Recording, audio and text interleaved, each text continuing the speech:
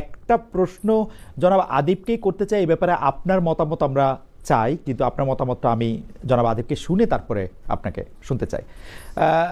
জনাব আদিব, আপনি নিশ্চয়ই জানেন যে গতকাল একটি পত্রিকায় প্রকাশিত একটি প্রতিবেদনে এরকম বলা হয়েছে যে বিএনপির সাথে এনসিপি কতগুলি আসন চায়, কতগুলি মন্ত্রিত্ব চায়, কিভাবে আসন ভাগাভাগি করবে, এই সংবাদ প্রকাশের পরে তীব্র প্রতিক্রিয়া দেখা গিয়েছে আপনাদের দলের পক্ষ থেকে।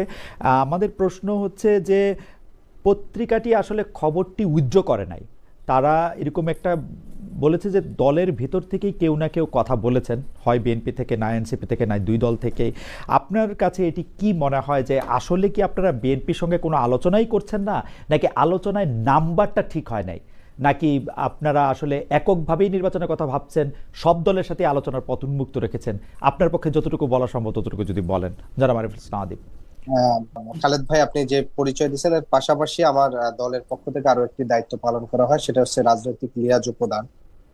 লিয়াজো কমিটির প্রধান হিসাবে আমি আমার দলের পক্ষ থেকে বিভিন্ন জি। রাজনৈতিক দলগুলোর সাথে আমাদের যে হুম। অফিসিয়াল এবং আনঅফিসিয়াল যে বৈঠকগুলো হয়ে থাকে সেই বৈঠকগুলোতে আমি নানাভাবে অংশগ্রহণ করে থাকি। সে বৈঠকের গুরুত্ব অনুযায়ী কোনো কোনো বৈঠকে সরাসরি আহ্বায়ক নিজে উপস্থিত থাকেন এবং অন্যান্য দলের যারা নেতৃবৃন্দ আছেন তারা উপস্থিত হয়ে থাকেন। প্রথমত যে বিষয়টি হয়েছে যে প্রথম আলোর যে রিপোর্টটি করেছে সেটি করা হয়েছে এবং তাদের সাথে আমরা যখন যোগাযোগ করছি তারা বলেছে এটা বিএনপির সোর্স থেকেই মূলত সে বিষয়টি নিউজ হয়েছে, অর্থাৎ বিএনপির নেতৃবৃন্দের সাথে তারা যেটা কথা বলেছে সেটা বিএনপির কাছ থেকে। প্রথমত বিষয় হচ্ছে যে আপনি দেখেন এই বিশেষ করে যখনই জুলাই সনদের আইনি বাস্তবায়ন বা অন্যান্য বিষয়গুলোতে এনসিপি খুব দৃঢ় অবস্থান করছিল, তখনই বারবার নির্বাচন প্রসঙ্গটি আসছে এবং নির্বাচনে অর্থাৎ বিএনপি এবং জামাতের বাহিরে আলাদা একটা রাজনৈতিক আইডেন্টিটি নিয়ে, আলাদা একটা রাজনীতি নিয়ে যে একটা শক্তি দাঁড়িয়ে থাকতে পারে, সেই শক্তিটি যেন না দাঁড়াতে পারে, নানা ধরনের এস্টাবলিশমেন্টের সেখানে নানা ধরনের চেষ্টা ছিল। অর্থাৎ তারা নানাভাবে প্রভাবিত করার চেষ্টা করেছে যে নির্বাচনকে কেন্দ্র করে দুটি মেরু করা, অর্থাৎ একটা হচ্ছে বিএনপি বনাম জামাত, ইসলামপন্থী বনাম জাতীয়তাবাদ, এই যে একটা ক্লিয়ার সমীকরণ করে বাকি যতগুলো শক্তি আছে শক্তিগুলোকে টেনে বাকির দিকে নিয়ে যাওয়া অথবা ঠেলে নিয়ে যাওয়া। তারা যদি কোনো ধরনের, যেমন ধরেন আমরা গত পরশু আমাদের 9টি দলের একটা বৈঠক হয়েছে, গণ অধিকার গণসংহতি আন্দোলন মানে গণতন্ত্র মঞ্চের 6টি দল, এনসিপি এবং গণ অধিকার এবি পার্টি সহ।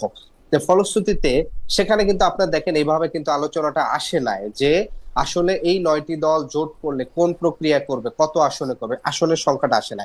কিন্তু যখনই বিএনপি জামাতের সাথে আপনি জুলাই সনদের ইস্যুতে কিংবা অন্য ইস্যুতে যখন কোনো অফিসিয়াল আনঅফিসিয়াল কোনো মিটিং করে, সেটিকে এমন ভাবে পোট্রে করা হয় যে আসলে তাদের কাছে আসন চাচ্ছে। অর্থাৎ এই হুম। পুরা নির্বাচনে আগামী যে নির্বাচনটা হবে সেই নির্বাচনটাকে এমন ভাবে একটা হাইপ দেওয়া হচ্ছে যে আগে বাংলাদেশে নির্বাচন হলে আওয়ামী লীগ আসন বন্টন করতো, হুম। আসন না, বিক্রি না, করতো। এখন সেটি না, আমি বলি হুম, হুম। এখন বিষয়টি এরকম হচ্ছে যে আগামী নির্বাচনে সকল আসন বিএনপির থেকেই লাইসেন্স নিয়ে হচ্ছে আসনে নির্বাচন করতে হবে, অর্থাৎ বিএনপি আসন বন্টনটা করছে।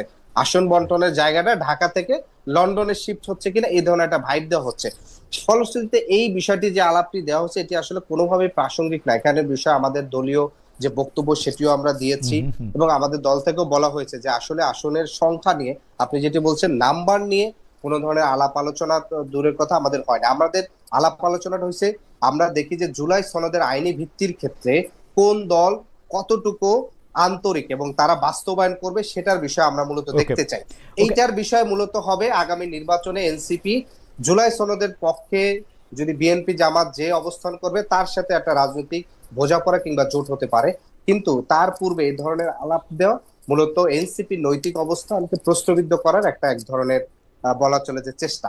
না, কিন্তু জনাব আদিব, আপনি তাহলে বলছেন যে আসন, মানে এটা আসন ভাগাভাগি বলাটা একটু কেমন, কিন্তু আসলে আসনের সংখ্যা নিয়ে মানে ওরকম কোনো আলোচনা আপনারা কোনো রাজনৈতিক দলের সাথে এখনো না না করছেন না?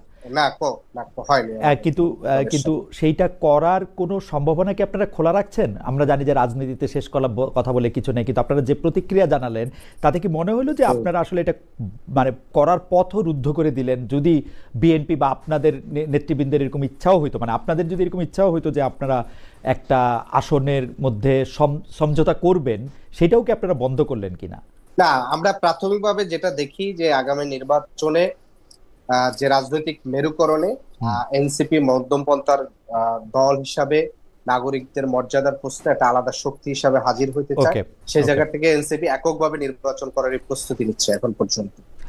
জনাব আদিব, আপনাকে ধন্যবাদ। জনাব হুমাম কাদের চৌধুরী, আমি আপনাকে এই জায়গা থেকে প্রশ্নটা করতে চাই যে আমি ধরে নিলাম যে কোনো একটা ধরনের আলোচনা হয়েছেও, কিন্তু বিএনপির পক্ষ থেকে এবারই প্রথম নয়, এর আগেও বিভিন্ন ইঙ্গিত দেওয়া হয়েছে যে ওরা 10টা আসন চেয়েছে, 20টা আসন চেয়েছে, আপনি জানেন যে, বা এগুলি কেন মানে সামনে আসছে? মানে বিএনপি কি এনসিপিকে এতভাবে চায় যে এনসিপি বিএনপির মধ্যে আসুক, বা পত্রপত্রিকায় বা গণমাধ্যমে এটা বলে দেওয়া, যেমন জনাব আদিব দাবি করলেন যে যে সোর্সের কথা পত্রিকাটি উল্লেখ করেছে সে সোর্সটা আসলে বিএনপির সোর্স, অর্থাৎ কোনো আলোচনা যদি হয়েও থাকে এনসিপি এটাকে এখনো মানে জনগণের সামনে আনতে চাচ্ছে না, কিন্তু বিএনপি চাচ্ছে। এটার কারণ কি বলে আপনি মনে করেন যেন হুমায়ুন কাদের চৌধুরী, আপনাদের কেন এনসিপিকে খুব দরকার? যে প্রশ্নটা করেছেন ও লম্বা চড়া জবাব দিয়েছে, কিন্তু শেষ পর্যায়ে উনি যেটা বললো যে এই আসন ভাগাভাগি নিয়ে ওনারা কোনো আলাপ করেনি, আর যেই আলাপটা বর্তমানে মিডিয়ার মধ্যে এসেছে ওটা বিএনপির একটা সোর্সের থেকে এসেছে। বিএনপির কোন সোর্সের থেকে এসেছে ওই জিনিসটা এখনো ওনারা খোলাসা করেননি। আমি আমি বলতে পারবো না যে আমাদের দলের পক্ষ থেকে কে এই কথা বলেছে, কারণ এই জিনিসটা আমরাও জানি না। আমিও আপনার মতন এটা পত্রপত্রিকায় দেখেছি যে এরকম আলাপ আলোচনা হচ্ছে। তবে যে জিনিসটা আপনি আমাকে জিজ্ঞেস করলেন যে বিএনপি কি আসলেই এত চাচ্ছে এনসিপি কে, আমার দলের প্রধান বেশ কিছু বছর আগে একটা ওনার একটা চিন্তাধারা ছিল। উনি একবার বলেছিলেন যে উনি সকলকে নিয়ে একটা সরকার গঠন করতে চায়। উনি কিন্তু ওখান থেকে সরে আসেননি, উনি এখনো চাচ্ছেন যে আমরা যদি একটা এমন একটা সরকারকে গঠন করতে পারি যেখানে সব লড়াই করেছিল গত 16 বছর, তাদের জন্য আমরা কিছু আসন ছেড়ে দিয়েছি। আমরা আশা করছি যে এই কোয়ালিশনটা আরো বড় হবে, আর আমরা আশা করছি যে এই যে ইয়াং জেনারেশনের মধ্যে যারা যারা এখন পলিটিক্সে এসেছে তারাও যেন আমাদেরকে জয়েন করতে পারে। তাদের থেকেও আমাদের অনেক কিছু শেখার আছে, আমরা এটা এডমিট করি। বড় দল হলেও আমাদের চিন্তাধারা এখনো বেশ ওপেন মাইন্ডেড। আমরা এখনো চাচ্ছি যে যাদের থেকে আমরা কিছু নতুন কিছু শিখতে পারবো তাদেরকে আমরা সবসময় আমন্ত্রণ করব। এনসিপি এমনই একটা দল, আমরা সবসময় বলে এসেছি যে বাংলাদেশের ভবিষ্যতে এনসিপি কে আমাদের দরকার হবে। আর আপনার সাথে কথাবার্তা বলার সময় আমি চিন্তা করছিলাম যে ভবিষ্যতে যদি আমরা একসাথে কাজ নাও করতে পারি, একই সাথে যদি আমরা সরকার গঠন নাও করতে পারি, আমরা কিন্তু চাবো যে আমরা যদি বিরোধী দলে থাকি আমরা শক্তিশালী একটা বিরোধী দল হিসাবে কাজ করতে পারবো, আর ওনারা যদি বিরোধী দলে থাকে ওনারা যেন একটা শক্তিশালী বিরোধী দল হিসাবে কাজ করতে পারে। সেই কারণেই কিন্তু এই বোঝাপড়াটা চলছে আমাদের মধ্যে, এই আলোচনাটা চলছে। আনফরচুনেটলি এনসিপির সাথে যখন আলাপ আলোচনা হয় তখন আমাকে আমি ওই ধরনের মিটিং এর মধ্যে থাকি না। রাইট। তবে এনসিপির অনেক ব্যক্তির সাথে আমার পার্সোনাল যোগাযোগ আছে, এবং আমি কিন্তু এই যোগাযোগটা মেনটেন করছি যে পলিটিক্স এর মধ্যে আপনার শেষ বলে তো কিছু নেই। সেই জন্য ওই রিলেশনশিপটা আমরা বিল্ড করতে চেষ্টা করছি যে নেগোসিয়েশন যদি হয়, ব্যাকডোর নেগোসিয়েশনও যেন সবসময় অনগোয়িং থাকে। ওকে, আমার এখানে প্রশ্ন হচ্ছে যে আমরা দেখতে পাচ্ছি যে সকলকে নিয়ে সরকার গঠন করার ইচ্ছাটা যে আপনারা দেখাচ্ছেন, সেই ক্ষেত্রে কিন্তু আপনারা এটাও স্পষ্ট করছেন যে নেতৃত্বে আপনারাই থাকবেন। অর্থাৎ মানে আপনারা নেতা, আপনাদের নেতা মেনে, আপনাদেরকে বড় জোট মেনে যারা আসতে চায় তারা আসবে। তো এখন যারা নতুন বন্দোবস্তের কথা বলে যারা এই জুলাইয়ের আন্দোলন করলো, অগাস্টে রক্ত দিল, তারা কেন আপনাদের নেতৃত্ব মেনে আসবে? মানে সেটা কেন? মানে আপনারা ওয়ানলি বিকজ আপনারা বড় দল, এর আগেও দেশ শাসন করেছেন সেজন্য? মানে না, আর কিসের জন্য? আমাদের না না, এখানে আমি আপনার সাথে একমত। এখানে আমরা ডেফিনেটলি চেয়েছি যে আমাদের নেতৃত্বে নতুন সরকার গঠন হবে, যারা যারা আমাদেরকে জয়েন করবে তারা আমাদের নেতা তারেক রহমান সাহেবকে নেতা মেনেই হয়তো জয়েন করবে। এটা আপনি এখানে একদমই ভুল না। এটার একটা কারণ আছে, এক্সপিরিয়েন্স। আপনারা আমরা রাজনীতি যারা যারা করি এখানে এক্সপিরিয়েন্স যে একটা বড় ফ্যাক্টর, এই জিনিসটা হয়তো নতুন যারা এসেছে তারা স্বীকার করতে রাজি না। কিন্তু মিস্টার চৌধুরী, আওয়ামী লীগ তো অনেক দিনের এক্সপিরিয়েন্স ছিল, এক্সপিরিয়েন্স চুরি। ওটাই ওনাদের তো সমস্যা হয়েছে যে ওনারা চুরির এক্সপিরিয়েন্সকে কাজে না, লেগে রাজনীতির এক্সপিরিয়েন্সও ছিল, রাজনীতির এক্সপিরিয়েন্সও ছিল, কিন্তু এক্সপিরিয়েন্সে অনেক বেশি, মানে আমরা তো অনেক বেশি ইতিবাচক দেখি নাই এক্সপিরিয়েন্স মিস্টার চৌধুরী, এটার জন্য আমরা বলতেছি আর কি। না না, আমি এখানে আপনার দেখেন, আপনার আওয়ামী লীগের ব্যাপারে আমি একদমই অপছন্দ করি আওয়ামী লীগের ব্যাপারে কথা বলার। হাউএভার আওয়ামী লীগের কথা যেহেতু আপনি উঠিয়েছেন, আমি বলে দিই, আওয়ামী লীগের যখন তারা সেকেন্ড জেনারেশন থার্ড জেনারেশন নতুন আওয়ামী লীগকে তারা দলে নিয়ে এসেছে এবং পদ পদবি দিয়েছে, ওরা কিন্তু একটা ফ্যাক্টর বারবার করে দেখেছিল যে এরা এরা ডিসিপ্লিন কত মেনটেন করে চোর বাবাদের, এবং তারা নিজেরা কত ভালো চুরি করতে পারে। ওই এক্সপিরিয়েন্সটা দেখেই কিন্তু তাদেরকে পদ পদবি দেওয়া হতো। আমরা এখন যেটা চেষ্টা করছি যে আমাদের নেক্সট জেনারেশন যারা নতুন নতুন পলিটিক্সে আসছে, তাদের মেধা এবং তারা কতটা দেশপ্রেম দেখাতে পারে, এই জিনিসটা বিবেচনা করে কিন্তু আমরা আস্তে আস্তে করে তাদেরকে দলের মধ্যে জায়গা দিচ্ছি এবং তাদেরকে কিছু প্রাধান্য দেওয়া হচ্ছে যে তারা যেন কোনো এক্সপিরিয়েন্স রোল প্লে করতে পারে। জনাব চৌধুরী, আপনাকে অনেক ধন্যবাদ। আমি জনাব আদিবের কাছে একটু আসি। জনাব আদিব, আমরা কিন্তু প্রাণপণ চেষ্টা করছি এনসিপির রাজনীতিটা বোঝার, কিন্তু এনসিপি নিজেদের রাজনীতিটাকে যেভাবে ওর মানে বলতে চাইছে যে এটা বিএনপির থেকে আলাদা, জামায়াত থেকে আলাদা, অন্য একটা রাজনীতি। কিন্তু আপনার কাছে কি মনে হয় যে এনসিপির রাজনীতিটা এখন পর্যন্ত আমাদের কাছে স্পষ্ট হয়েছে যে এনসিপি আসলে আমাদেরকে, এনসিপি যদি দেশ পরিচালনায়, সরকারে থাকুক আর বিরোধী দলে থাকুক, দেশ পরিচালনায় যদি থাকে, তাহলে এনসিপি আমাদের কোথায় নিয়ে যেতে চায় এবং কতগুলি পার্টিকুলার স্পেসিফিক কোশ্চেনের জবাব কি এনসিপি আমাদের দিয়েছে কিনা, মানে আপনার কাছে কি মনে হয়? কারণ আমরা কেন আমি প্রশ্ন করছি আদিব, আপনি নিশ্চয়ই খেয়াল করেছেন যে এনসিপির নেতৃবৃন্দ এক একজন নেতা এক এক রকম ভাষায় কথা বলেন এবং এনসিপি মোটামুটিভাবে একরকমভাবে কথা বলতেছে, সেইটা আমার মনে হয় নাই। এবং যারাই আসলে এনসিপির বিপক্ষে যায়, এটাও একটা প্রশ্ন যে তাদেরকে অনেক শত্রু জ্ঞান করা হয়। যেমন ধরেন, প্রথম আলোতে একটি রিপোর্ট প্রকাশিত হলো, আপনার দলের শীর্ষ নেতা একজন বললেন যে আপনি যদি লাগে আপনি আমাদের দলের টিকিটে এসে ইলেকশন করেন। মানে আমি সাংবাদিকদের প্রতি এইরকম আমি জীবনে দেখি নাই। মানে আপনার কাছে কি মনে হয়, এটা কি আসলে তারুণ্য, এটা কি আসলে মানে, বা আপনি যদি প্রথম থেকে বলতেন এনসিপির রাজনীতিটা আসলে কি, এটা যদি একটু বলতেন। ধন্যবাদ আপনাকে আবারও। দেখেন, আমরা প্রথম থেকেই বলে আসছি, এখন পর্যন্ত গত 8-9 মাসে আমরা এনসিপি গঠিত হওয়ার পর থেকে, 28শে ফেব্রুয়ারির পর থেকে আমরা প্রথম থেকেই বলে আসছিলাম, আমাদের প্রথম থেকে, যে আমরা বাংলাদেশের রাজনীতিতে একটি নিউ রিপাবলিক চাই। এবং সে কারণে আমরা যেটি বলেছি, এখানকার শাসনতান্ত্রিক কাঠামোর একটা মৌলিক পরিবর্তন, রাজনৈতিক সংস্কৃতির একটা পরিবর্তন, এই দুইটা জায়গায় আমরা সবচেয়ে বেশি জোর দিয়েছি। রাজনৈতিক মৌলিক কাঠামো পরিবর্তনের জায়গায় আমরা বলেছি সেটা মৌলিক কাঠামো পরিবর্তন করে এটা নতুন সংবিধান দরকার, যে নতুন সংবিধান আমাদের এখানকার মুক্তিযুদ্ধের যে চেতনা, সাম্য, মানবিক মর্যাদা, সামাজিক সুবিচার এবং একই সাথে ধর্মীয় স্বাধীনতা এবং ধর্মীয় সম্প্রীতির ভিত্তিতে, মূলনীতিতে আমাদের একটি নতুন সংবিধান হবে। এবং সেখানে আরো অন্যান্য অধিকারের বিষয়, যেগুলো আরো ডিটেলস আমাদের ঐকমত্য কমিশনে অনেক বিষয়ে আলোচনা হয়েছে।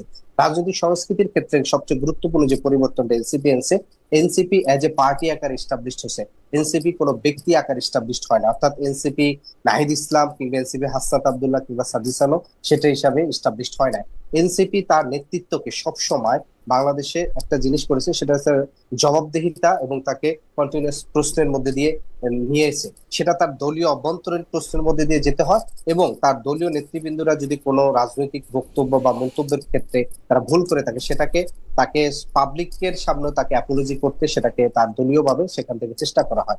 ফলশ্রুতিতে এনসিপি বাংলাদেশের রাজনীতিতে একটি সমন্বিত লিডারশিপের একটা নতুন ডিনামিক্স নিয়ে আসছে।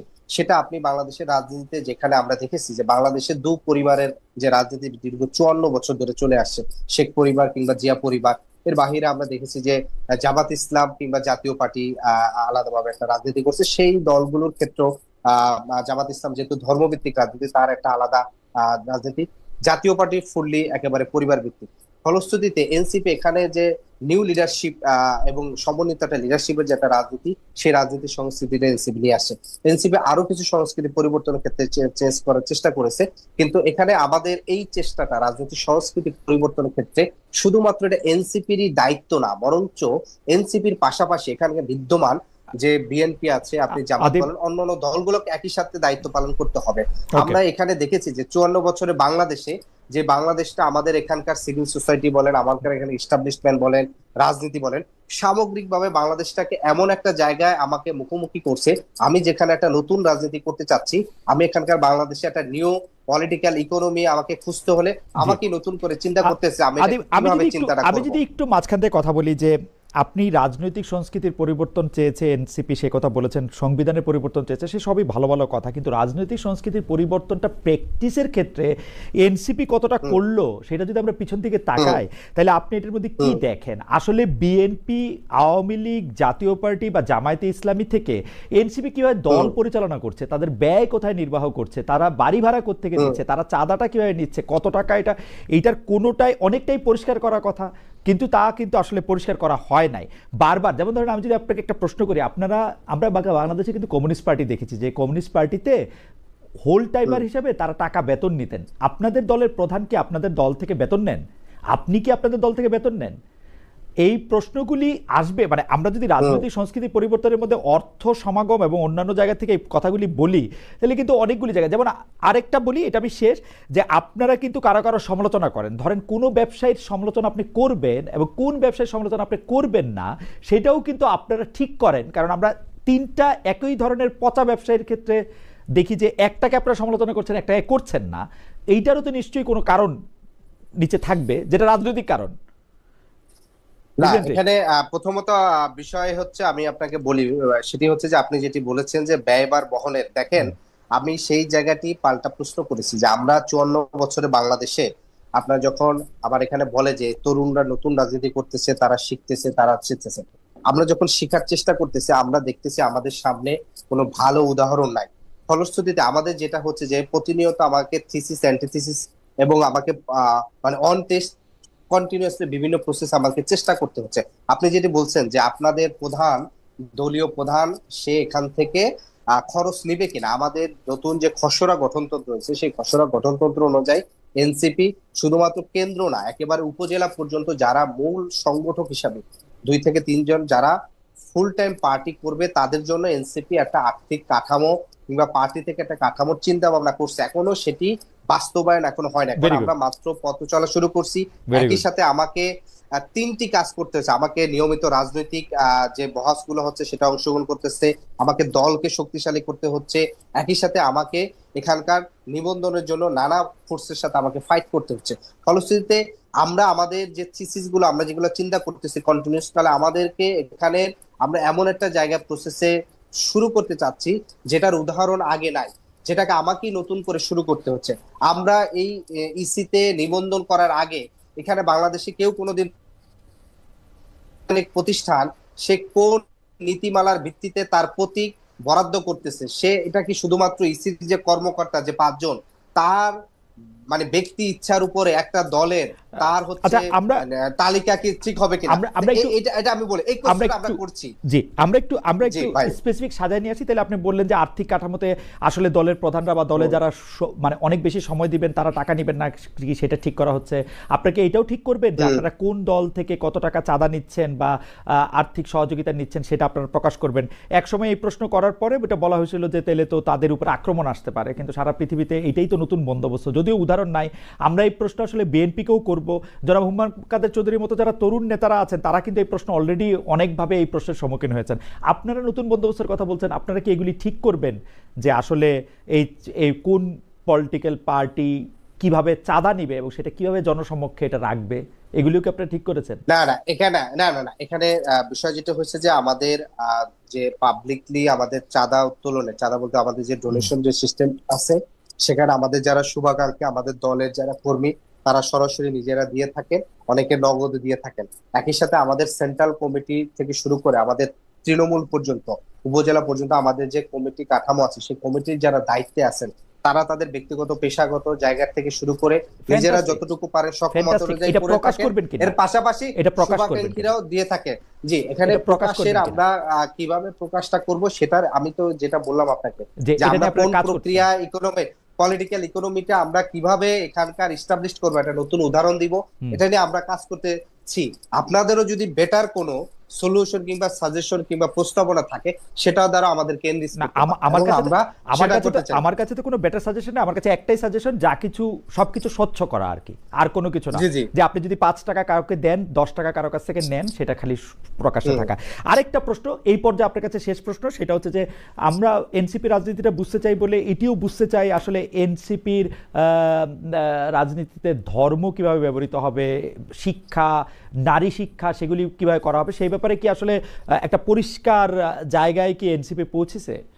যেমন জামায়াতে ইসলামীর জায়গাটা একরকম ভাবে আমরা বুঝতে পারি, আপনি আপনি বলতেছিলেন জামায়াতে ইসলাম একটি ধর্ম ভিত্তিক দল, আপনাদের ক্ষেত্রে কি এইটা বলা হচ্ছে যে আপনারা ধর্ম ইস্যুটাকে কিভাবে ডিল করবেন, নারী বা নারীর প্রতি ব্যবহারটাকে কি আপনারা কিভাবে ডিল করবেন, সেটা কি আচ্ছা, পরিষ্কার হয়েছে? প্রথমত বিষয় হচ্ছে যে আমাদের এখানে মূল এখন পর্যন্ত যে বেসিক জায়গাটা ঠিক আছে, ধর্মের ক্ষেত্রে, শুধু ধর্মের ক্ষেত্রে আমরা যে বিষয়টা বলছি, বাংলাদেশের মানুষের, নাগরিকদের যে এখানকার ধর্মীয় বিশ্বাস এবং ধর্মীয় মূল্যবোধ আছে, এবং এখানকার জনগোষ্ঠীর যে সাংস্কৃতিক মূল্যবোধ এবং বিশ্বাস ঐতিহ্য আছে, সেটার সাথে সাংঘর্ষিক কোনো কিছুই হচ্ছে এনসিপি কোনো জনগোষ্ঠীর উপর চাপিয়ে দেওয়া কিংবা তার এজেন্ডার ভিতর চাপিয়ে দেওয়া, সেই চেষ্টাটা এনসিপি করবে না।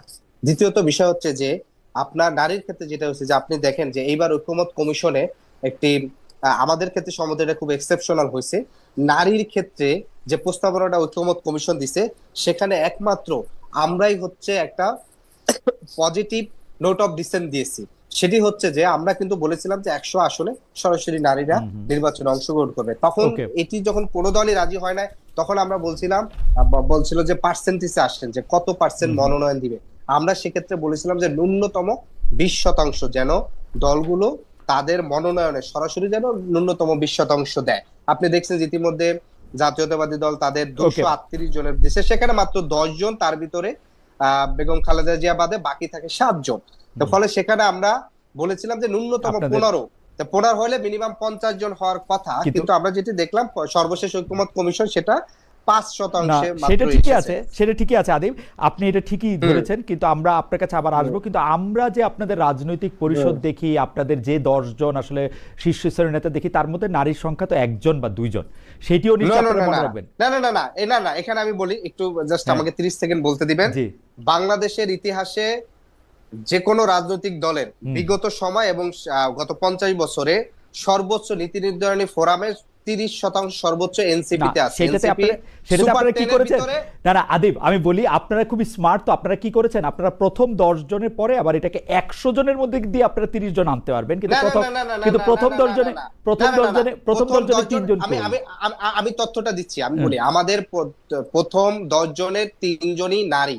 আমাদের সিনিয়র যুগ্ম আহ্বায়ক আমাদের সামান্তা শারমিন আপু, তিনি রাজনৈতিক প্রোটোকলে আমার উপরে সিনিয়র, এবং আমাদের সিনিয়র যুগ্ম সদস্য এই 10 জনের মধ্যে 3 জন নারী। আপনি মনে করছেন যে এই 30%ই সর্বোচ্চ নীতি নির্ধারণ?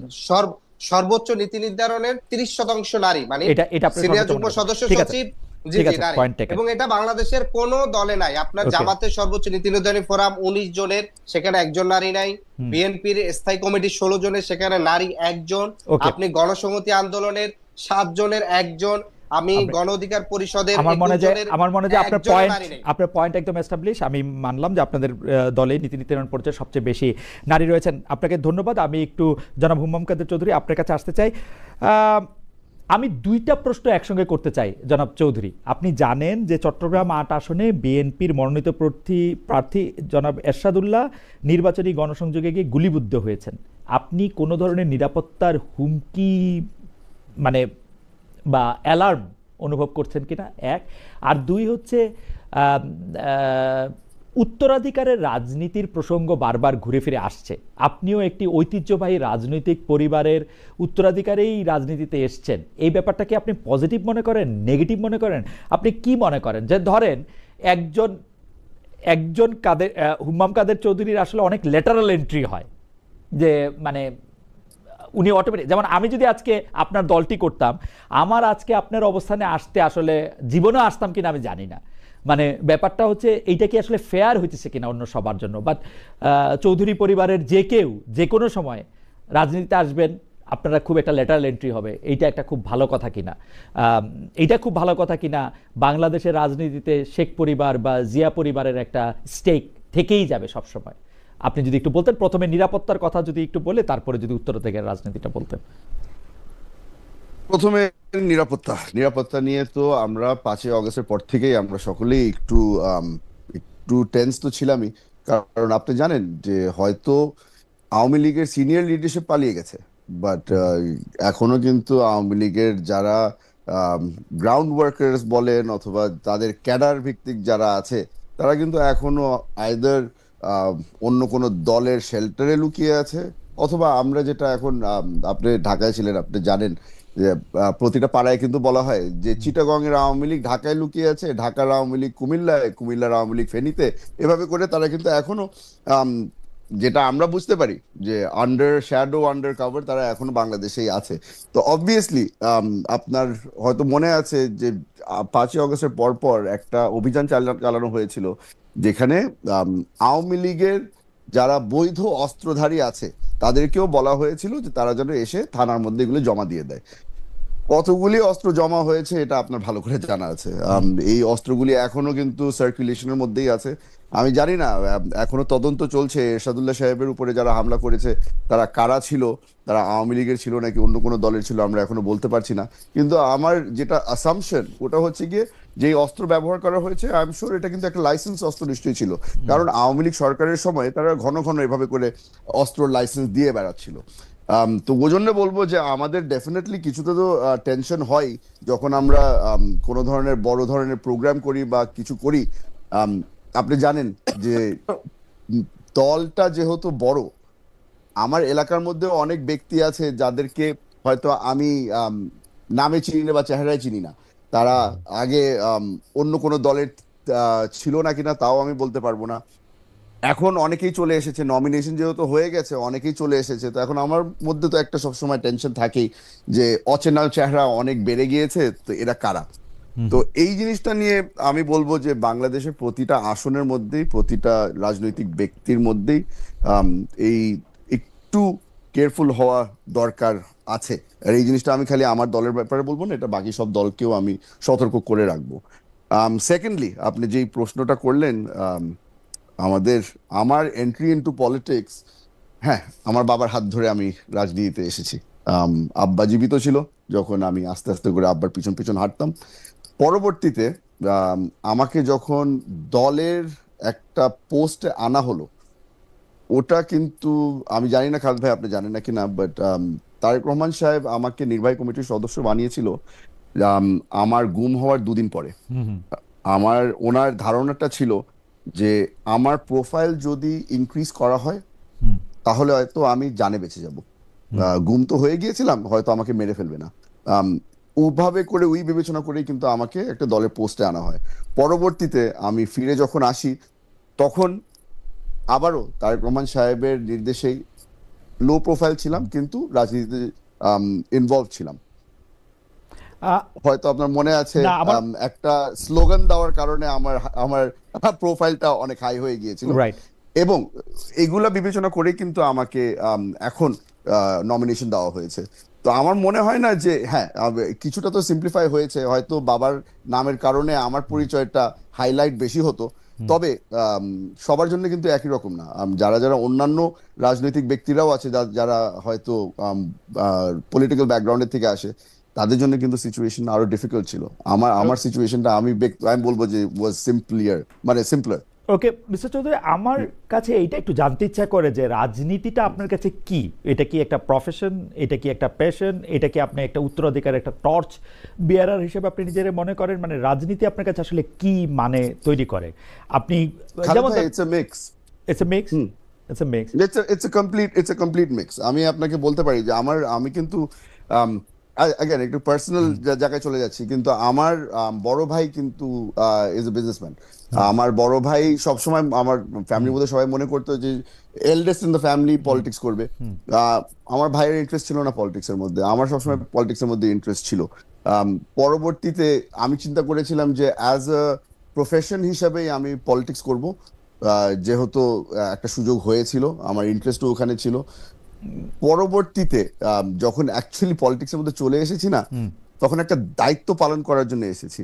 আম, এটা হয়তো অনেক মানুষ বুঝতে কষ্ট হবে, কিন্তু বাবা যেই জায়গাটা খালি রেখে গিয়েছিল, এলাকার মানুষজন সকলেই কিন্তু আমাদের দিকে তাকিয়েছিল যে এখানে আমাদেরকে নেতৃত্ব কে দিবে, এখানে আমাদের দেখাশোনা কে করবে, আমাদের কষ্টের কথাগুলি আমি কাকে গিয়ে বলবো, ওভাবে করে কিন্তু আমি প্রথমে এসেছিলাম জাস্ট অ্যাজ এ কেয়ারটেকারের থেকে পরবর্তীতে নেতা হওয়ার একটা সুযোগ হয়েছে। মিস্টার চৌধুরী, আমি যদি এখন প্রশ্নটা এমনি করি, যে প্রশ্নটা আমি আদিবকে করছিলাম, যে পলিটিক্স কি আপনার জন্য লাভজনক, আমি অর্থনৈতিক লাভের কথা বলতেছি। আপনি তো নিশ্চয়ই ঘরের খেয়ে বনের মোষ তাড়ান না, মানে আপনার তো মানে এটা মানে পলিটিক্সটা তো একটা ইয়াও হইতে হবে যে মানে আপনি কি এটা থেকে লাভ নেন, বেতন নেন, কি করেন, মানে এটা না, আমি আমার আলহামদুলিল্লাহ আমার জন্য একটা খুব ইজি রাস্তা হয়ে গেছে। ফ্যামিলি বিজনেস আছে, তো ফ্যামিলি বিজনেসের মধ্যে আমার রোলটা খুবই ছোট। আমার ভাই আমার ব্যবসা দেখে, আমাকে সুযোগ করে দিয়েছে রাজনীতি করার। But at the same time আপনি যে জিজ্ঞেস করলেন যে লাভ হয় নাকি না, লাভ হয়। লাভটা আমি কি ওটা বলে দিই। আমি আমার লেগেসি ক্রিয়েট করার জন্য, আমার দেশের জন্য কিছু ভালো করে রেখে যাওয়ার জন্য, আর সত্যি করে বলতে যদি একদম জেনুইন আনসার দিতে হয় না, তাহলে বলবো যে ইতিহাসের পাতার মধ্যে যেন আমার ব্যাপারে কিছু ভালো লেখা হয়। এই জিনিসটা চিন্তা করে কিন্তু রাজনীতিতে এসেছি। ওকে, এইবার আমি যদি হুম্মাম কাদের চৌধুরীকে রিপ্লেস করি বিএনপি দিয়ে, তাইলেও কি আপনি একই কথা বলতে পারবেন যে বিএনপির ধরেন ভাইয়ের ব্যবসা আছে, পরিবারের মানে অনেক, চিটাগাংয়ের গেলে চিটাগাংয়ের অনেকখানি জায়গায় মানে আপনাদের পদচিহ্ন আছে, রাউজান তো আছেই। তো আমি কি বিএনপির ক্ষেত্রে এটা বলতে পারি? আমরা তো দেখি যে রাতারাতি আওয়ামী লীগের লোকরা যেরকম বড়লোক হয়েছে, বিএনপির লোকেরাও এই 1-1.5 বছরে মনে করতেছে তাদের অনেক কিছু করে ফেলতে হবে। ওইটার আপনি কিভাবে ব্যাখ্যা করবেন? যে এখানে বিএনপি আসলে বাংলাদেশের মধ্যে এখন সবচেয়ে বড় দল হয়ে গেছে বিএনপি। বিএনপির মধ্যে আমরা যেটা যেটা আগে অনেক সহজ ছিল, খুব কম মানুষ বিএনপি জয়েন করতে আসতো, এখন তো দেখবেন যে মানে ঝাঁকে ঝাঁকে মানুষ আসে বিএনপি জয়েন করার জন্য। তা আমাদের এখন কিন্তু আস্তে আস্তে করে কমিটি ক্রিয়েট করতে হচ্ছে যে কাদেরকে আমরা বিএনপিতে আসতে দিব, অথবা কাদেরকে আমরা বিএনপিতে কোনো পোস্ট হোল্ড করতে দিব। যেই জিনিসটা আমি বলবো বিএনপির সবচেয়ে বড় অ্যাডভান্টেজ, ওটা হচ্ছে গিয়ে যে আপনি আদিবকে যে জিনিসটা জিজ্ঞেস করলেন না, যে এনসিপি কিসে বিশ্বাস করে, তারা কোন পলিটিক্স এর মধ্যে বিশ্বাস করে, ও খুব লম্বা চড়া আনসার দিয়েছে, কিন্তু কোন মানে ফ্যাক্টটা কি আমি এখন কিন্তু বুঝতে পারলাম না। আমাদের মধ্যে একটা ইউনিফাইং ফ্যাক্টর হচ্ছে গিয়ে যে আমরা সবাই ন্যাশনালিজমের মধ্যে বিশ্বাস করি। আর আমাদের আপনি কি ন্যাশনালিজম ডিফাইন করতে পারবেন? আমি অ্যাকচুয়ালি ন্যাশনালিজমটা ডিফাইন করতে পারবো। এই জিনিসটা গতকালকে আমি এটা নিয়ে আলাপ আলোচনা করছিলাম। আপনার বাংলাদেশের বাইরে আপনি যখন ন্যাশনালিজম নিয়ে কথা বলেন না, তো ওটা কিন্তু একটা খুব খারাপ কনোটেশন চলে এসেছে, স্পেশালি ওয়েস্টের মধ্যে। ওটা হচ্ছে গিয়ে যে আপনি you are going to be very close minded, আপনার ইকোনমিও আপনি ক্লোজ করে রাখবেন, বাইরের কাউকে ঢুকতে দিবেন না। আমাদের জন্য ন্যাশনালিজমের একটু ভিন্ন ডেফিনেশন আছে। ওটা হচ্ছে যে আমরা যেহেতু একটা ছোট দেশ, আর আমাদের উপরে যে সারাক্ষণ যে বাইরের দেশটির একটা প্রেশার থাকে, আপনি হয়তো ভালো মতো বুঝতে পারছেন যে কার কথা বলছি। এই আমাদের বর্ডার সিকিউর রাখা, আমাদের ইকোনমি সিকিউর রাখার, আমাদেরকে যে এই বুলিং মেন্টালিটি থেকে প্রোটেকশন দেওয়াটাই কিন্তু আমি ন্যাশনালিজম হিসাবে মেনে নিয়েছি। আপনি হয়তো এই জিনিসটা আমাদের বুঝাতে কষ্ট হয়। এই ব্র্যান্ডের ন্যাশনালিজম তো এনসিপিও মারাত্মকভাবে ধারণ করে, জামাতে ইসলামীও তো ধারণ করে। মানে আপনারা কেন আলাদা, এইটা তো আলাদা করে আপনার কাছে একটু আমার জানতে চাইতে হবে। কিন্তু আমি এই প্রশ্নটা একটু করি জনাব চৌধুরী, আপনার জন্য মানে আপনাকে এই প্রশ্ন করা যায় কারণ আমি সিনিয়রদেরও করেছি বারবার, সিনিয়ররা একরকম উত্তর দিয়েছেন। আপনি মানে লিডার বড় কিন্তু বয়সে তরুণ, সেই জন্য আপনাকেও জানতে চাই আপনার কি মানে, আমি যদি পার্টির আপনাদের দলের প্রধানের কথা বলি, যে দলের প্রধানের জায়গায় বা দলের জায়গাও টাকা পয়সা কত নেওয়া হচ্ছে, কত দেয়া হচ্ছে, এটা কি পরিষ্কার? মানে আমি সোজা ভাষায় বলি, এখন তো কথা বললে কেমন জানি সবাই একটু রাগ রাগ করে, কিন্তু জনাব তারেক রহমানের উপরে ভরসা আছে বলে আমি জানতে চাই, জনাব তারেক রহমান কি পার্টি থেকে বেতন নেন? মানে উনি কি করেন? জনাব তারেক রহমানকে যেই সাপোর্টটা দল দিচ্ছে ওটাতেই ওনার চলতে হচ্ছে। আর আপনারা সকলেই দেখেছেন তারেক রহমান সাহেবের জীবনযাপন কিন্তু ইজ ভেরি সিম্পল। তো ওনার যে ওরকম খুব লাক্সারিয়াস লাইফ লিড করছে, ওটা সেইটা হয়তো লাক্সারিয়াস আপনার স্কেলে না, কিন্তু আমার স্কেলে আবার খুব সিম্পল না। আপনি স্কেলটা কত বড় ছোট নিচ্ছেন?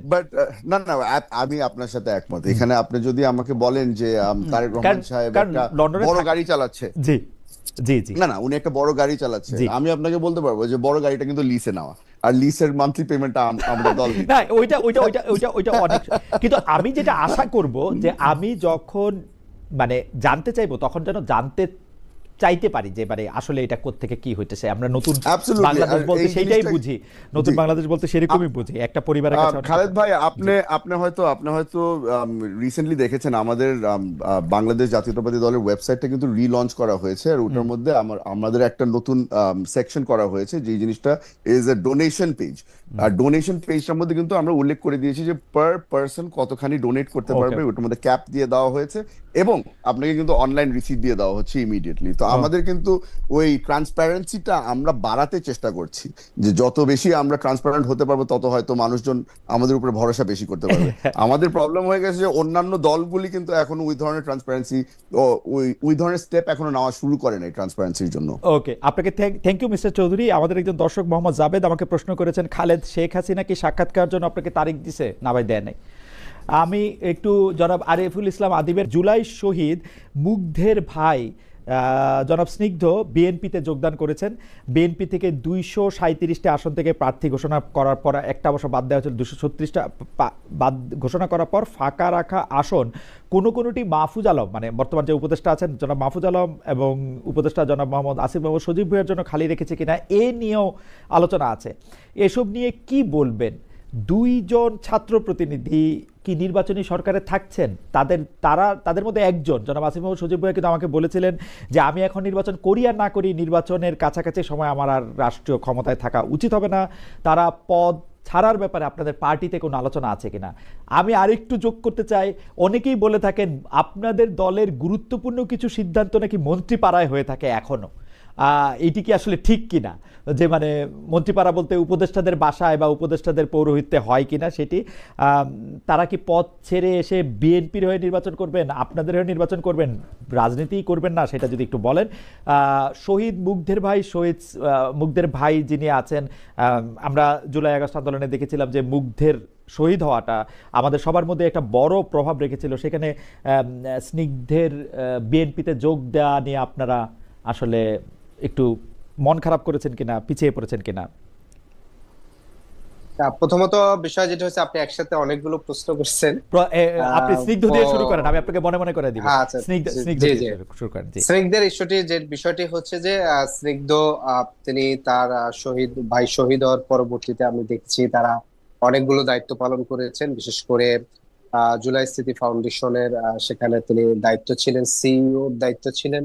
এরপরে তিনি বাংলাদেশ স্কাউটের গুরুত্বপূর্ণ দায়িত্বে ছিলেন, এবং পরবর্তীতে তিনি সর্বশেষ সম্ভবত দেশের বাহিরে পড়াশোনা করতে যাওয়ার এরকম কোন একটা বিষয় সম্ভবত তিনি মনে স্থির করেছিলেন, বা কিছু একটা বিষয়। সেই জায়গা থেকে আমার কাছে যেটি মনে হয়েছে যে এখানে দুটি বিষয়। প্রথমত বিষয় হচ্ছে যে বিএনপি, আমরা দেখেছিলাম যে অভ্যুত্থানের পর পর প্রথম বিএনপির কতজন শহীদ হয়েছেন এই সংখ্যাটা প্রথম বিএনপি নিয়ে এসেছিল, যে তাদের 400, প্রথমে বলেছিল 204, তারপরে 427 এরকম একটি সংখ্যা তারা প্রকাশ করেছে। অর্থাৎ আপনি এর আগেও একটি প্রশ্ন করেছিলেন যে আসলে বিএনপি কেন বারবার এনসিপি কে নিতে চাচ্ছে, বা এনসিপি কে কেন তার দরকার।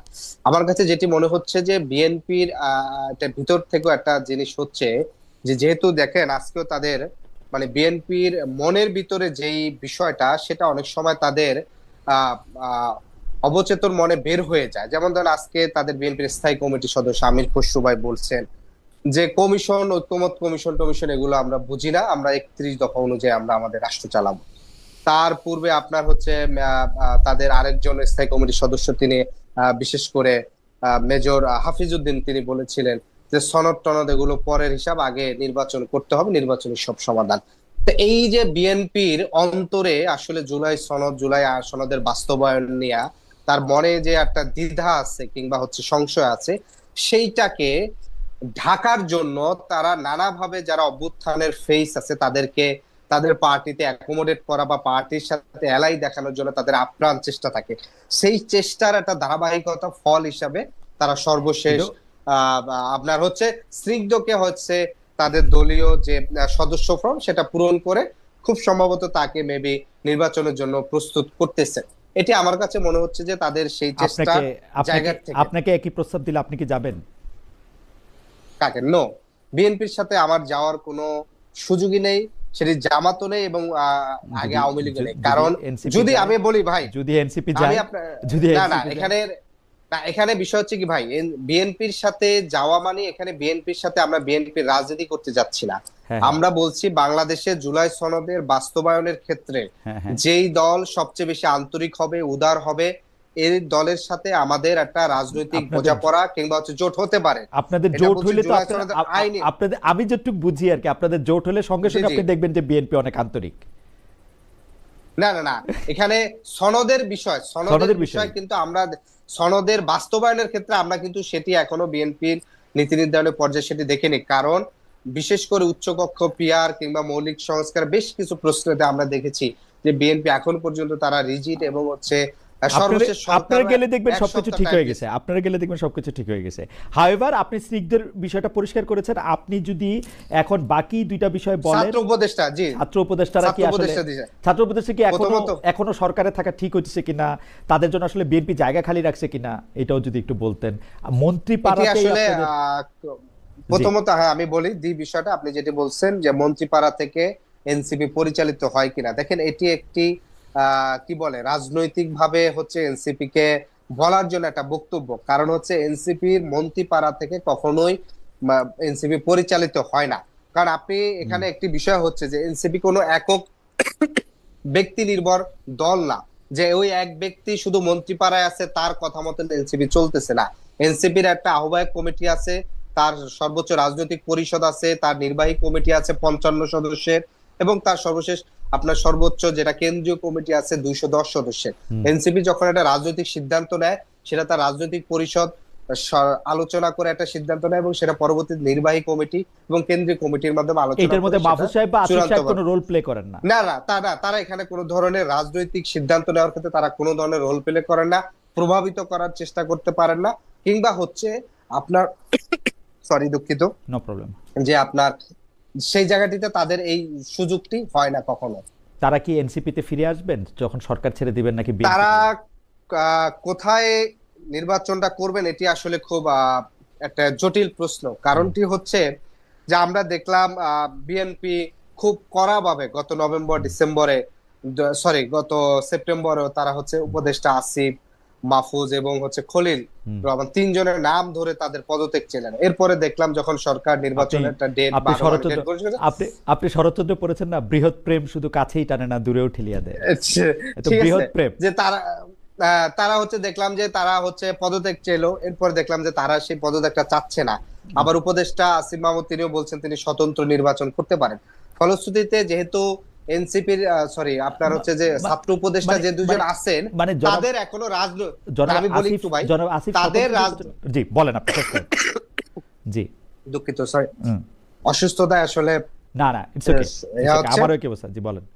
যে তাদের দুজনের এখনো মানে ভবিষ্যৎ কেরিয়ার 30 থেকে 40 বছর অপেক্ষমান আছে।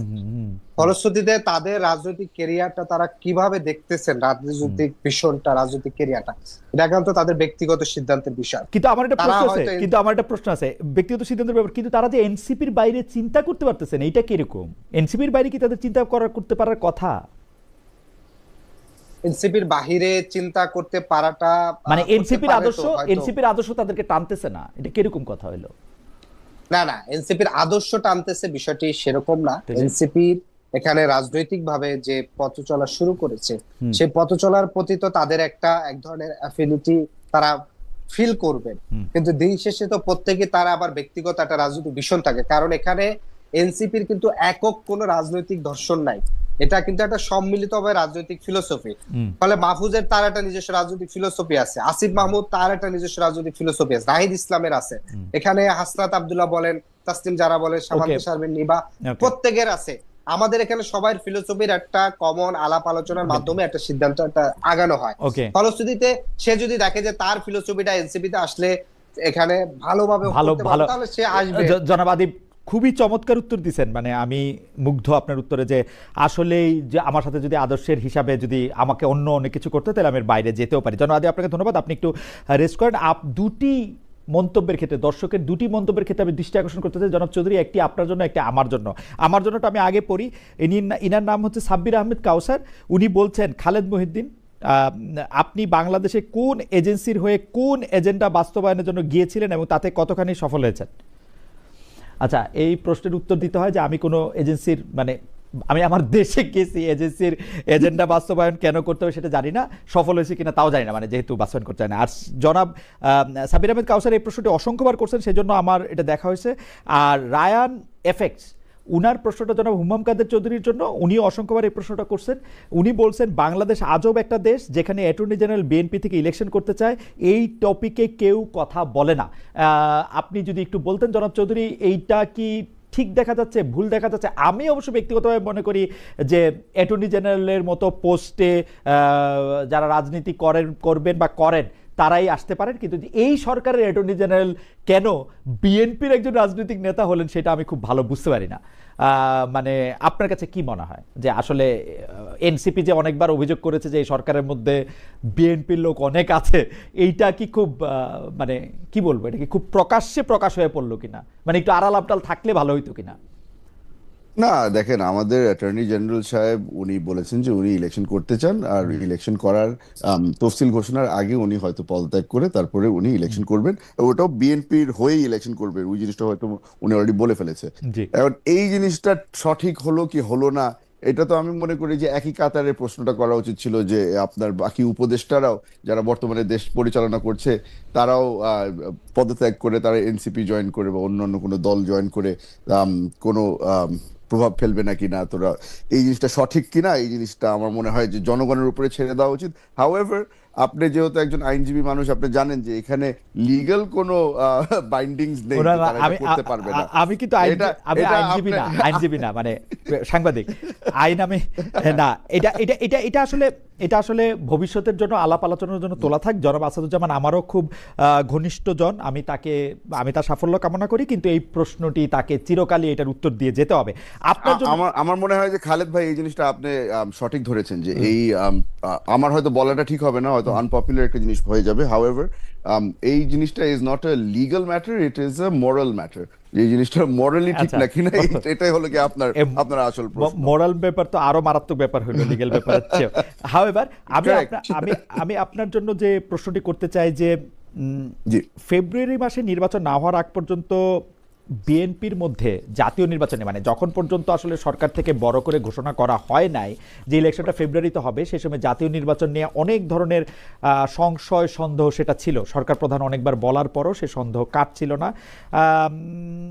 এরপরেও আবার রোববার জনাব তারেক রহমান এক বক্তব্যে আমরা দেখতে পাচ্ছি যে এই ফেব্রুয়ারি মাসে নির্বাচন না হওয়ার আগ পর্যন্ত, মানে নির্বাচনটা অনুষ্ঠিত না হওয়ার আগ পর্যন্ত আমরা জনাব তারেক রহমানের এই বক্তব্য থেকে দেখতেছি যে জাতীয় নির্বাচন আয়োজন নিয়ে তার মনে সংশয় সন্দেহ রয়েই যাচ্ছে। তিনি বলছেন, আমি তাকে কোট করছি, জাতীয় নির্বাচন অনুষ্ঠানে জনমনে সৃষ্ট সংশয় সন্দেহ গণতন্ত্রের উত্তরণের পথকে সংকটপূর্ণ করে তুলতে পারে। কিন্তু আমার থিসিস হচ্ছে তিনি, মানে জনাব তারেক রহমান, এই জুলাই আগস্টের এই মানে অসাধারণ একটি অর্জনের পরে যে তিনি ১.৫ বছর মানে দেশে আসছেন না, সেটাই বরং বিভিন্ন ধরনের সংশয় সন্দেহের জন্ম দিচ্ছে। তিনি পরিষ্কারও করছেন না তিনি কেন দেশে আসছেন না। আপনার কাছে কি মনে হয় যে সংশয় সন্দেহের কথা তিনি বলছেন নির্বাচন ঘিরে, সেটি কি একটি বাস্তব সন্দেহ, এবং জনাব তারেক রহমানের দেশে না ফেরা কি এতে আরো অনেক বেশি জ্বালানি দিচ্ছে কিনা, আপনি যদি একটু বলতেন। খালেদ ভাই, আমাদেরকে এই প্রশ্নটা বারবার করে রেসপন্ড করতে হয় যে তারেক রহমান সাহেব দেশে ফিরে আসছেন না কেন। আমি এটা বেশ সিম্পলিফাই ভাবে আমি এক্সপ্লেন করতে চেষ্টা করেছি, আগেও আবারও করছি।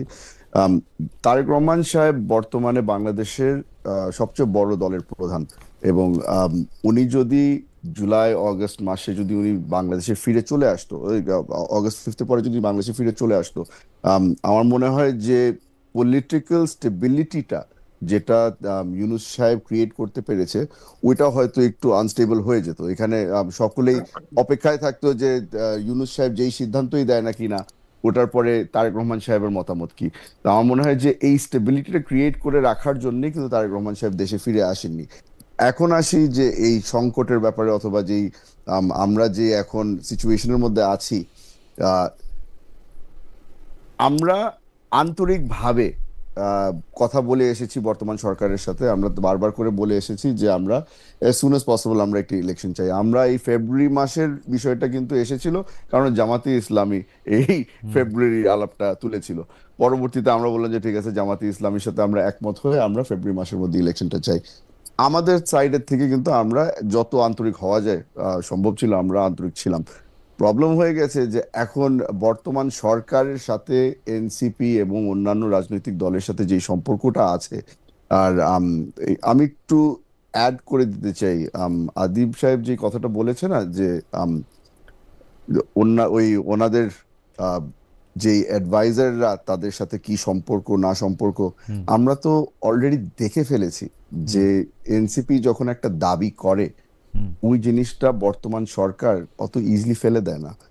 সোফার যতগুলি দাবি এনসিপি করেছে সবগুলোই তো বর্তমান সরকার মেনে নিয়েছে। তো ওই জন্য তো আমাদের একটু কনফিউজ থাকি যে আসলেই বর্তমান সরকার আমাদের সাথে বিএনপির দাবিও তো একটাও ফেলে দেয় না জনাব মোহাম্মদ কাদের চৌধুরী। আমাদের আমি এবার দেশে গিয়েছিলাম, দেশে গিয়ে শুনেছি যে বিএনপির মানে সচিবদের মুখে শুনি যে তারা আগে বিএনপি করতেন।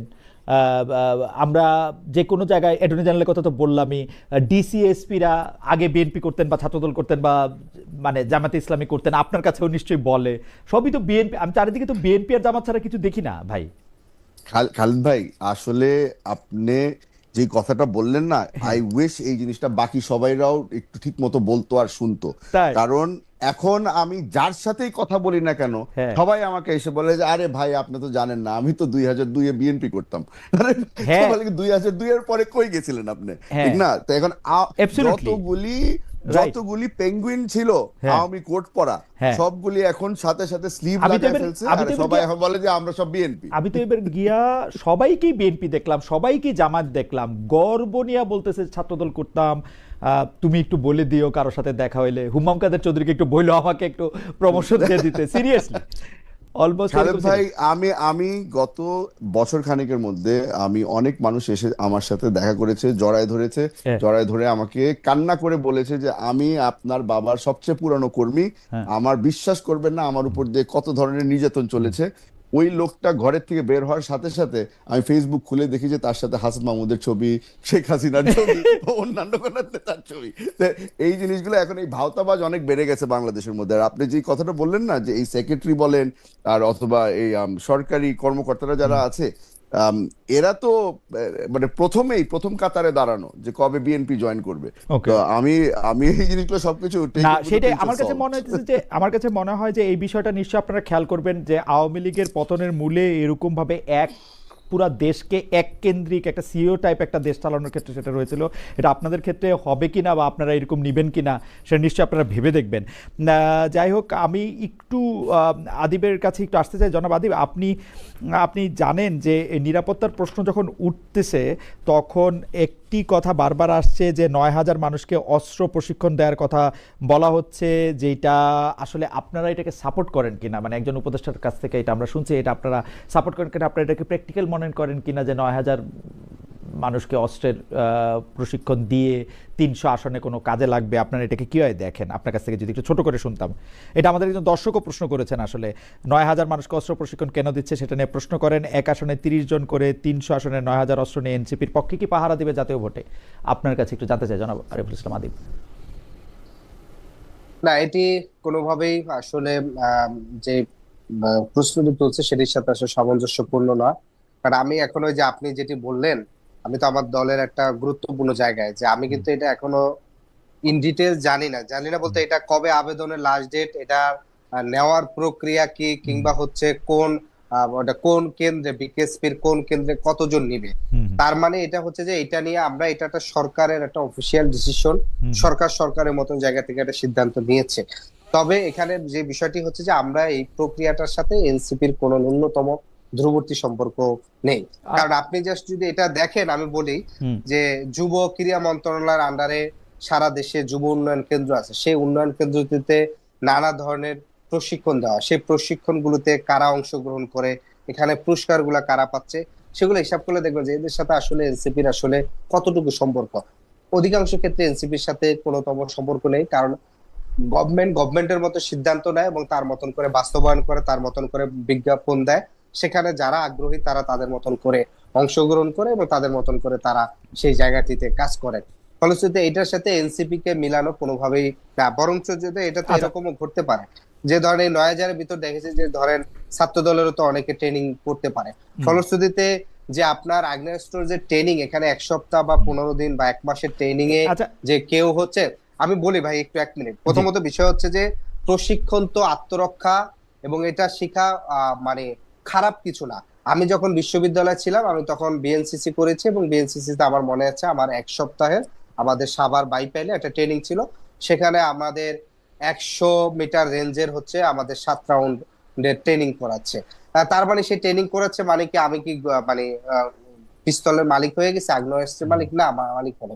এটা আমি ট্রেনিং ওই সময় করেছিলাম, এখন ওটা আমি ভুলেও গিয়েছি। কিন্তু এই ফলশ্রুতিতে এটা যেটি বিএনসিসি এই ট্রেনিংটার সাথে এটা একটু তফাৎ আছে না? এটা তো তাদেরকে না না আসলে এখানে না বিএনসিসি তো একটা রেগুলেটরি বডির মাধ্যমে চলে, এখানেও যুব উন্নয়ন কেন্দ্র মন্ত্রণালয় একটা রেগুলেটরি মাধ্যমে চলবে। কারণ আপনার এখানে যারা ট্রেনিং করবেন বা প্রশিক্ষণ নেবেন তারা তো প্রশিক্ষণ নিছেন, কিন্তু তারা তো পরবর্তীতে তাদেরকে অস্ত্র দিয়ে দেওয়া হয়েছে কিংবা তাদেরকে জবে দিয়ে তাদেরকে অস্ত্রের লাইসেন্সের জন্য সুবিধা দেওয়া হয়েছে। এই ধরনের তো কোনো ধরনের প্রসিডিউর নেই। এই ফলশ্রুতিতে ট্রেনিং এই ইলেকশনে তাদের কোনো তাদের সাথে কোনো সম্পর্ক নেই। ইলেকশনে তাদের কোনো ধরনের দুর্বৃত্তি সম্পর্ক তো নাই, বরঞ্চ যদি আবার এরকম যদি হয় ইলেকশনে, ঠিক আছে, ফেয়ার এনাফ, একটু বলি, ফেয়ার এনাফ, যদি এরকম হয় যে ইলেকশনে দেখে যে আমরা দেখলাম আসিফ মাহমুদ ভূঁইয়া তিনি স্বতন্ত্র ইলেকশন করলেন, বিএনপি তার আসনে হচ্ছে ক্যান্ডিডেট দিল না, কিংবা হচ্ছে নাহিদ ইসলামের জায়গায় হচ্ছে বিএনপি ক্যান্ডিডেট দিল, তো তখন তো ঘটনা উল্টো হইতে পারে। রাইট, হইতে পারে। তাহলে এই যে শুধুমাত্র ব্যক্তি ধরে দল চিন্তা করে হচ্ছে সমালোচনা করা, এটা আমি মনে করি আসলে আমার কাছে উল্টো ভাও দুইটাই আসলে মানে একটু ভয়ঙ্কর, মানে উল্টো যদি হয় ভাও যদি হয়, এটা দুইটাই ভয়ঙ্কর। আমি জাস্ট এই প্রশ্নটা করতে চাই যে মানে প্রফেসর ডক্টর মোহাম্মদ ইউনূস বলেছিলেন যে এই ছাত্ররা আমাকে নিয়োগ দিয়েছে এবং তারপর থেকে নানাভাবে আমরা দেখেছি যে যেটা হুম্মাম কাদের চৌধুরী বললেন সেটার সাথে আমি কিছুটা একমত, আসলে অনেক ক্ষেত্রে পুরোপুরি একমত যে সরকারের সিদ্ধান্ত আসলে এনসিপি বা এনসিপির আগে বৈষম্য বিরোধী ছাত্র আন্দোলনের নেতৃবৃন্দের বা কর্মীবৃন্দের কথায় প্রভাবিত হয়েছে। আসলে আমরা তাদেরকে মানে আমরা হয়তো একটা ইকুয়াল সোসাইটি পেয়েছি, কিন্তু জর্জ অরওয়েলের মতো আমরা আপনাদেরকে একটু বেশি ইকুয়াল দেখেছি। এইটা কি আপনি মানেন কিনা যে মানে আপনারা একটু একটু মানে এই সরকারটা আপনাদের নাহিদ ইসলাম সাহেব বাইরে হওয়ার পরে অবশ্য বলতে শুরু করেছে যে এই সরকারটা আমার না, কিন্তু এখানে বিষয় যেটা হয়েছে কি খালেদ ভাই, সেটি হচ্ছে যে এই সরকার শুধু আমাদের না, বিএনপিও আমাদের ছিল, জামাতও আমাদের ছিল। আন্দোলন যখন ১-১.৫ মাস চলছে তখন ওই নাহিদ ইসলাম কিংবা হাসান সারিসরা যে কর্মসূচি দিচ্ছেন ওই কর্মসূচির হুবাহু দাড়ি কমা অনুযায়ী তারেক রহমান তার নেতাকর্মীদের পালন করা দিচ্ছেন। ফলশ্রুতিতে সময়ের সাথে সাথে এটি ডিপেন্ড করছে। গভর্নমেন্ট যখন প্রথম ফর্ম হয়েছে তখন রাজনৈতিক দলগুলো ঐক্যবদ্ধভাবে থাকার চেষ্টা করছে, তখন দেখা গেছে যে শিক্ষার্থীরা কোনো সিদ্ধান্ত গ্রহণ করলে বিএনপি বলেন জামাত বলেন তারাও কোর্ডিয়ালি সেটারে ইতিবাচক ভাবে নিচ্ছে, সহযোগিতা করেছে, দেশের স্টেবিলিটির ক্ষেত্রে, আইন শৃঙ্খলা মানে নানা ক্ষেত্রে সরকারকে সহযোগিতামূলক ছিল। কিন্তু যখন এটি আস্তে আস্তে এগিয়ে গেছে এবং এনসিপি কিংবা পরবর্তীতে একটা রাজনৈতিক শক্তি আকারে হাজির হওয়ার চেষ্টা করেছে, তখন হচ্ছে রাজনৈতিক দলগুলো রাজনৈতিক ভাবে ক্ষমতার প্রশ্নে তারা আলাদা আলাদা হয়েছে এবং তারা এনসিপি কে বিপরীত কিংবা এবং তার পূর্বে থেকে গত ২ বছরে এনসিপি কিংবা বৈষম্য বিরোধী শিক্ষার্থীরা যে লিডারশিপ ছিল তারা অনেক গুরুত্বপূর্ণ সিদ্ধান্ত নিয়েছে। সেই সিদ্ধান্তগুলো পজিটিভ ছিল বলেই বাকি রাজনৈতিক দলগুলো ইতিবাচক ভাবে সাড়া দিয়েছিল এবং সেই অনুযায়ী সেটির একটি ফলো আসছে। ফলশ্রুতিতে এখন যেটি হয়েছে যে বরঞ্চ আমি দেখি যে এরপরে যখন রাজনৈতিক দলগুলো রাজপথে শক্তি প্রদর্শনের মাধ্যমে তার দাবি দেওয়া আদায় করে নিয়েছে, সেটির ক্ষেত্রে তারা প্রভাবিত করেছে। আরেকটা এখানে এই কথাটা ঠিক বলছেন আদিব সাহেব, কারণ হচ্ছে যে আমরা কিন্তু দেখেছি যে এনসিপির দাবি দেওয়া মানে এনসিপি বা তা এনসিপির জন্মের আগে বৈষম্য বিরোধী ছাত্র আন্দোলনের দাবি দেওয়া যত সহজে সরকার মেনেছে তত সহজে সরকার কি বিএনপি জামায়াত বা অন্যান্য দলের দাবি মেনেছে? আপনার কাছে এরকম মনে হয়? আমরা দেখেছি যে আরো বেশি মেনেছে। তাই এনসিপি কিংবা ইয়ারা তো রাজপথে আন্দোলন সংগ্রাম করছে, আর বিএনপির তো দাবি দেওয়া জাস্ট এক লন্ডন বৈঠকের মাধ্যমে সব দাবি দেওয়া মেনে নেওয়া হয়ে গেছে। না, বৈঠক তো আপনারা মানে বৈঠকটারে তার আপনি দাবি দেওয়ার কথা বলতে পারেন। এখন প্রধান উপদেষ্টা যদি আপনাদের প্রধান উপদেষ্টা যদি লন্ডনে গিয়ে বৈঠক করেন সেটা তো আর বিএনপির দোষ না, বিএনপির শক্তি বলতে পারেন আপনি। মানে ওই তো মানে শক্তি বলেন, মানে দাবি দেওয়ার পূরণের ক্ষেত্রে বলেন, বিএনপির মানে এখানে একটা বিষয় হচ্ছে কি, মানে যেহেতু ছাত্র মানে এটাকে বললে একটা আহ ইয়া করা যায়, একটু সরল ভাবে দেখা যায়।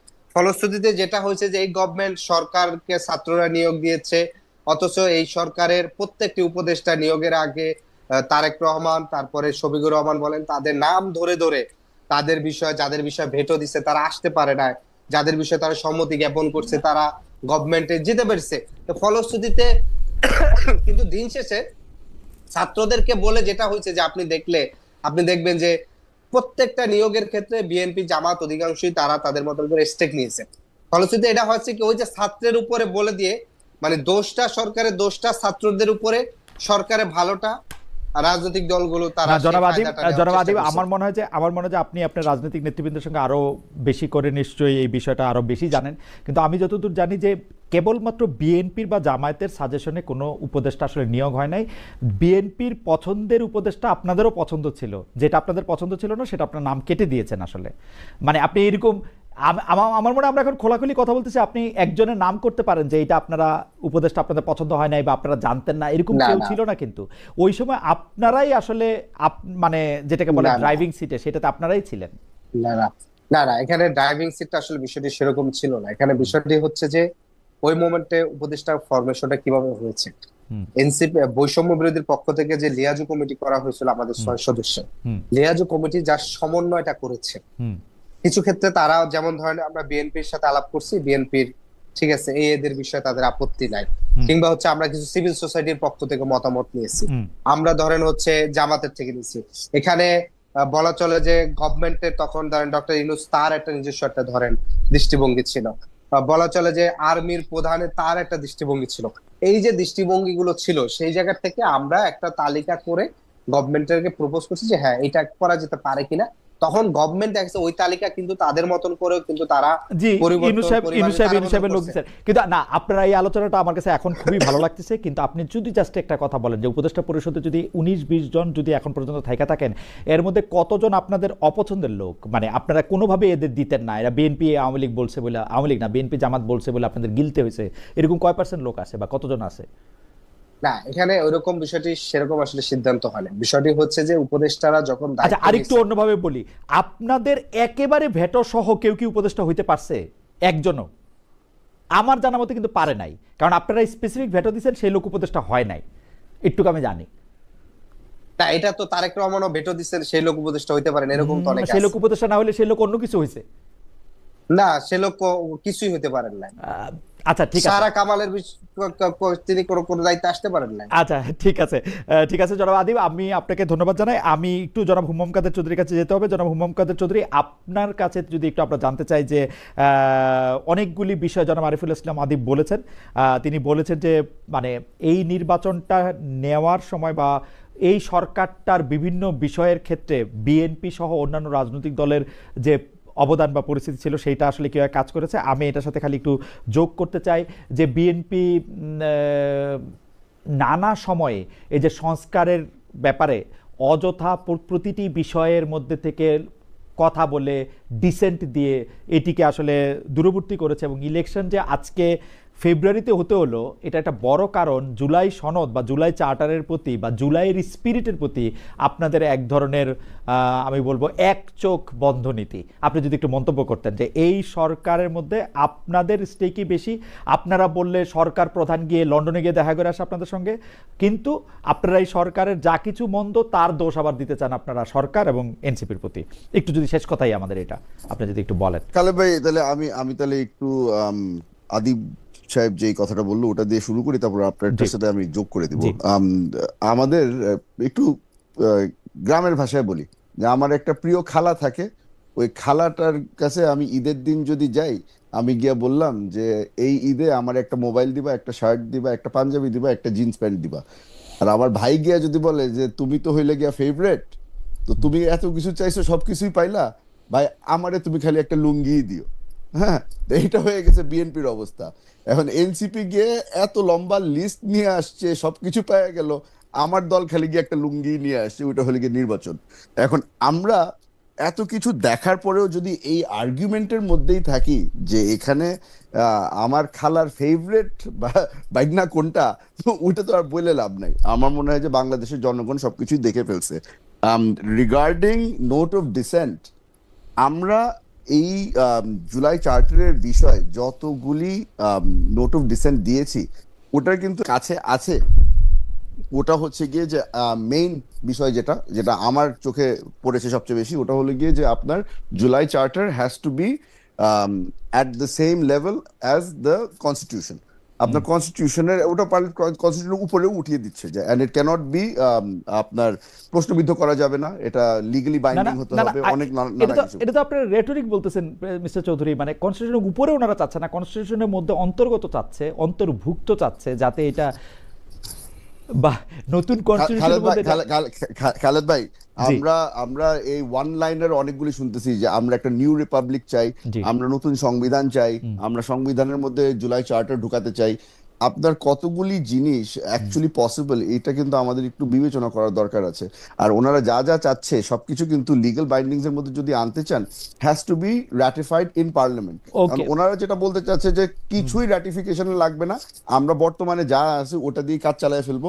তো এখানে আপনার আপনি যদি আইনি যদি না মানতে চান আপনার, তাহলে তো ওই আপনি জর্জ অরওয়েলের কথা বলতেছেন, আমরা তো এখন সায়েন্স ফিকশনের দিকে চলে যাচ্ছি, ঠিক হুম না? এইগুলি তো আমার মনে হয় যে আমাদের একটু রিয়েলিস্টিক হওয়া দরকার আছে। আর এই জুলাই চার্টারের বিষয়ে যেহেতু আমরা কথা বলছি, খালিদ ভাই, আমার মনে হয় যে এই জিনিসটা একটু একনলেজ করা দরকার যে এত ঝড় ঝাপটা সবকিছু সহ্য করেও আমাদেরকে যখন প্রেশারাইজ করা হলো, সরি আমাদেরকে না, বর্তমান সরকারকে যখন প্রেশারাইজ করা হলো যে এই 4 দিনের মধ্যে আপনার সই করে ফেলতে হবে, এই করতে হবে, আমরা কিন্তু ওই বৃষ্টির মধ্যে ছাতা ধরে কিন্তু আমরা ওই দিন সই করতে আমরা হাজির হয়েছিলাম। কারা হাজির হয়নি এই জিনিসটাও কিন্তু আমাদের একটু দেখা দরকার আছে। হুম যে অভিমান করে যে আমার মতো 100% হয়নি ওই জন্য আমি আজকে যাবই না, এই নকরাগুলো আমার মনে হয় যে বাংলাদেশের মানুষের সাথে করে লাভ নাই। একটু hmm let's be practical, let's be realistic and let's work for the okay, nation, not আপনি ফর যেহেতু আওয়ারসেলভস। প্রসঙ্গটা তুললেনই, আমরা কি একটু আদিবকে শুনতে পারি? আদিব, আপনি তো ভালো ডিবেটর ছিলেন, আপনি 50 সেকেন্ড একটু বলেন তো যে এই কথা কিন্তু ঠিক, আপনারা কিন্তু জান নাই, মানে এটা নিয়ে না, একটা 50 এখানে সেকেন্ড আমরা বলেন। দেখেছি, এবং দেখেন কক্সবাজার চলে আমাদের গেছেন। সনদ, না না না, সনদের আগের দিন পর্যন্ত যেটি হয়েছে, না এখানে বিষয় যেটি হয়েছে জুলাই সনদের প্রশ্ন বলছেন তো, হুম জুলাই সনদে আমরা তো স্বাক্ষর করিনি, আমরা বলেছি যে আইনি ভিত্তি ছাড়া স্বাক্ষর করে এই আনুষ্ঠানিকতা শুধুমাত্র। এবং সেখানে আমরা দেখলাম বিএনপি জামাত, জামাত সর্বশেষ না বলে শেষ পর্যন্ত দিল। বিএনপি তো মহা ধুমধামে বললো যে সংস্কার শেষ, সংস্কার সবকিছু হয়ে গেছে, এখন শুধু নির্বাচন বাকি। এরপরে আমরা আবার দেখলাম কি, যে বিএনপি এসে বলল যে তারা সনদে স্বাক্ষর আপনি করে 5 প্রতারিত আগস্ট থেকে যদি হয়েছে। আপনি 5 আগস্ট থেকে যদি আপনি বলেন যে আপনারা তো আসলে হুম। মানে কক্সবাজার না, চলে যান 5ই আগস্ট তো, না না না, 5ই আগস্ট তো আমাদের সেখানে উপস্থিত ছিল। এবং 5ই আগস্ট তো আমার দলের পক্ষে উপস্থিত ছিল, এবং সেখানের এটা কি বলে জুলাই ঘোষণাপত্রে তো উপস্থিত ছিল। এবং ছিল সেখানে আমরা দেখেছি যে সেই ঘোষণাপত্র যখন একপাক্ষিক ভাবে হুম বিএনপির শুধু রাজনৈতিক অর্জনগুলাকে গ্লোরিফাই করা হয়েছে, তখন আমরা বলেছিলাম যে জুলাই সনদের ক্ষেত্রে যে জুলাই সনদ বাস্তবায়ন আদেশ জারি হুম করা হবে, সেই জারির টেক্সটটা আমরা দেখে এরপরে আমরা স্বাক্ষর করব, ওকে, কারণ আমরা তো এর আগে একবার প্রতারিত হয়েছি।